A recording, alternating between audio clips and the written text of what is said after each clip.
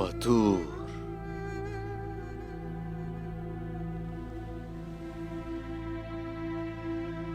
जब इसने पहली लड़ाई लड़ी काफिरों के लिए कहर बन गया था।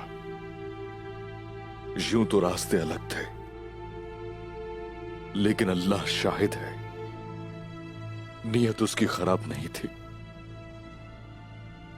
अपने बाबा की पैरवी अगर ना करता तो इसका अंजाम ये ना होता।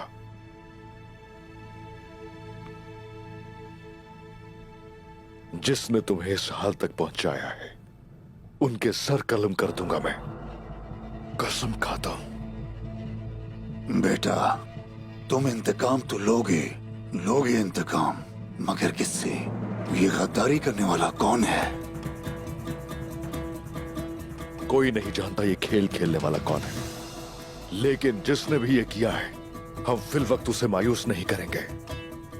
वो बतूर का इल्जाम तुम पर लगाना चाहते थे। वो जो चाहते थे उन्हें मिल गया। हम उन्हें उन्हीं के बिछाए हुए जाल में फंसा देंगे। अगर वो मर्द की तरह मुकाबला नहीं कर सकते तो उनसे वैसे ही बात की जाएगी जो वो समझते हैं। तो क्या इसी वजह से दोनदार को इन सब से छुपा रहे हो? जो कोई भी इसके पीछे है वो समझते हैं कि वो जीत गए। उन्हें सफ बंदी करने दीजिए।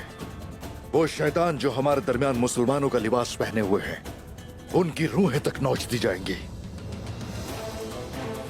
उस दिन तक बातूर का कातिल मुझे ही सबको समझने दे। वक्त आएगा उन शैतानों को जकड़ दूंगा और उनके सर कुचल के रख दूंगा।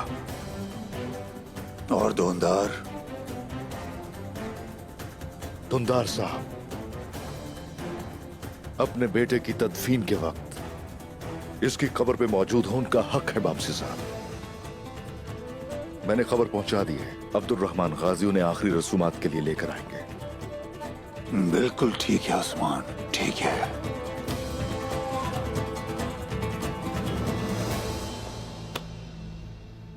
हुजूर, बलगाए भाग गया। बलगाए तो अगर कहीं भाग सकता है तो वो सिर्फ और सिर्फ अपनी मौत की तरफ। मेरे गजब से वो बच नहीं पाएगा।